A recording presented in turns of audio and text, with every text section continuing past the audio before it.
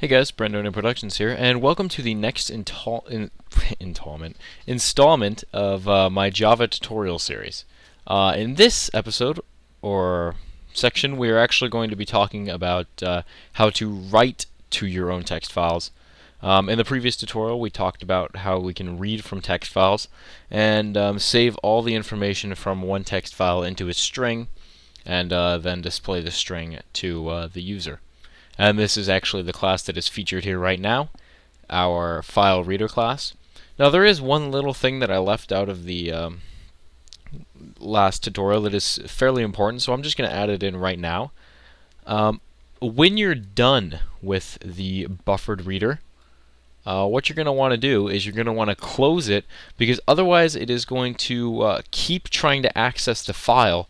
And then if you try to do something with the file, like copy it or move it, it's going to give you that nasty message saying this file is in use by another process. So what you're going to want to do is once you're finally done using the file, you're going to want to say reader.close. And this just lets Java know that we're done reading from the file. It'll close off all resources attached to that file, and it will let any other process activate or access it.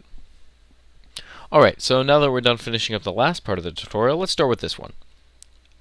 Before I begin, I actually want to do a quick shout out to my friend Max. He is actually starting his own YouTube channel, and he's going to do some Photoshop tutorials on there. He has done a lot of work for me, actually, and he actually created my layout, or he participated in the creating of my layout with another one of his coworkers. But if you want to check out his channel, it's in the description. It's Altus Tech with a K instead of CH. So go ahead and check that out. Subscribe if you really want to get some Photoshop tutorials down. They're really useful for creating like icons for your programs or whatever. Alright, so on to the tutorial. I'm just going to create a new class in order to do the file writer tutorial. I'm just going to call it FW, following in the same style that we did before. Now, as we did with the file reader class, we are also going to do with the file writer class. So the first thing we're going to want to do is import the necessary libraries in order to actually write to a file. So we're going to want to import java.io.bufferedWriter, and we're also going to want to import java.io.filewriter. At least I think it's in the IO. Yes, it is. And we're going to use these two libraries in order to actually access a file. So the first thing we want to do is create our public static void main. Now once again, this is what will actually run when we start up the program. And now what we're going to want to do is we're going to want to create a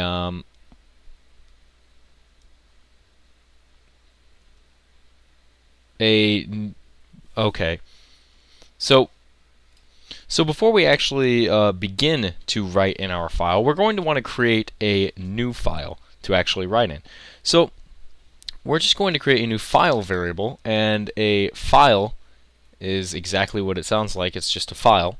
And we're going to call it new file equal to new file. That's confusing. And then we're going to give it a path. So I'm just going to say C users Brandon desktop, and I'm going to call it newfile.txt. Now Eclipse is going to yell at us because we are using file, a library that has not yet been imported, so we're just going to go ahead and let it import it for us. So now that we've created our new file variable, we actually want to first check to see if the file exists. So we're going to say if new file.exists, then we're going to system.out.println the file already exists. If it doesn't exist, so else, then we're going to go ahead and say new file dot create new file. And this is okay. So what this little code snippet will do is we're creating a new file, and then we're checking if it exists. And if it does, we're saying it already exists. So we're not going to be able to actually read from or write to the file if it already exists, because that's kind of dangerous. We don't want to overwrite another file. And what I did here in this if statement is usually with if statements you have to use curly brackets. However, if the if statement is only one line long, you don't have to use curly brackets at all. Same thing with the else statement. But since I intend to put more information inside the else, I'm going to need brackets. So this works with only one line. So now what we're going to want to do is we're going to want to create the new file if it doesn't exist. And it's going Eclipse is yelling at us, and that's because it says unhandled exception type IO exception. So what it's basically saying is, what if the file already exists? Well, we can do that. We can, since we already checked to see if the file exists, we kind of just need to ignore the error that will throw. So we're just going to say try, and we're going to catch the exception that it throws and do nothing. Well, we're actually going to eat up print stack trace in good form. Okay, so if the file exists, we're going to say it already exists, and if it doesn't, we're going to create the new file. But if this throws an error for some reason, we're just going to print the stack trace, but I don't believe this will ever happen because we already checked to see if the file exists. So now that we created the new file, we can actually begin to write in it. So what we're going to say is, first we need to create a new file writer, and this will convert the file into a actual stream that the buffered writer can handle. So we're going to say file writer, and we're just going to call it file w equal to new file writer. And then what it wants us to throw in is a file. So we're just going to say new file. Oops, new file. And it's going to throw us another error, and this is because what if the new file, or what if this file doesn't exist? Well, it'll once again throw us, or what if it,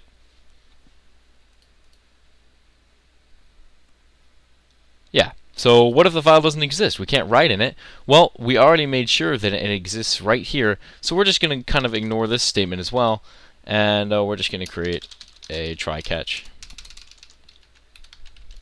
Forgot my curly braces.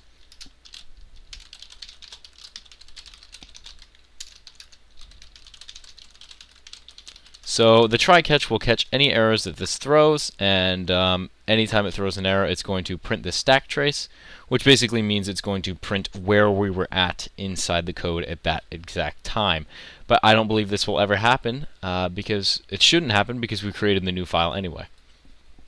So now, with file w, we are going to go ahead and create a new buffered writer. So we're going to say buffered writer, this is going to be called buff w, equal to new buffered writer, and then it's going to want us to throw in the file writer. Well, we already created that, and it's called file w, so we're good. So now we have a created file that does exist. We've checked several times that it exists, and if we're at this point in the code, then the file definitely exists and everything is running well. So now we're actually going to want to write into the file.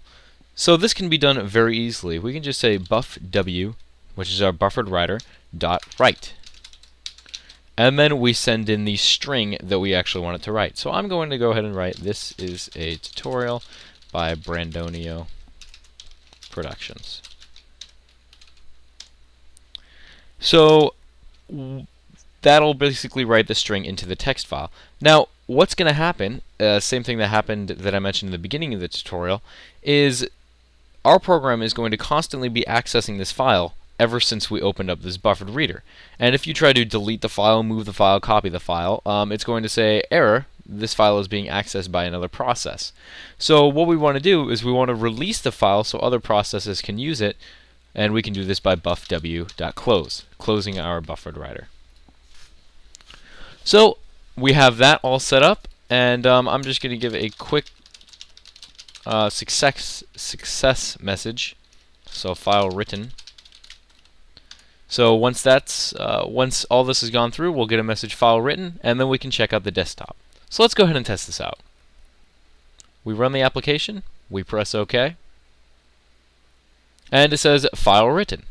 in our console. So what I'm going to do is go ahead and go back to my desktop here. Oh, where are my icons? Okay, I think I had it so my recorder hides all my icons. This is genius. Okay, so I'm just going to have to navigate manually. Users, Brandon, desktop. And here we are. So here inside of our desktop, we actually have new file.txt. So we're going to go ahead and open it. And it says, this is a tutorial by Brandonian Productions, which is exactly what we wanted to type in the code. So now what we can do is we can actually take this new file that we've created and read it with our file reader class that we've completed in the last tutorial. So we're going to say file reader file equals new file reader, and this will actually be new file.txt. So if we run the file reader class that we created, it'll say this is a tutorial by Brandonian Productions, since we're reading the file that we just created. And there you have it. This tutorial will definitely enhance how you work with your applications, because if you're creating small games or applications where you need to save usernames or passwords, you can simply save them in a text file and open them when the application starts. So hopefully this tutorial will help you on your journeys, and thanks again for tuning in. Alright, my name is Brandonio Production. Why am I saying this? Anyway, my name is Brandonio Productions. Thanks for watching this tutorial. I hope you enjoyed. Please remember to rate, well, thumbs up actually, comment, subscribe, and I'll see you guys in future videos. Peace. This is awkward.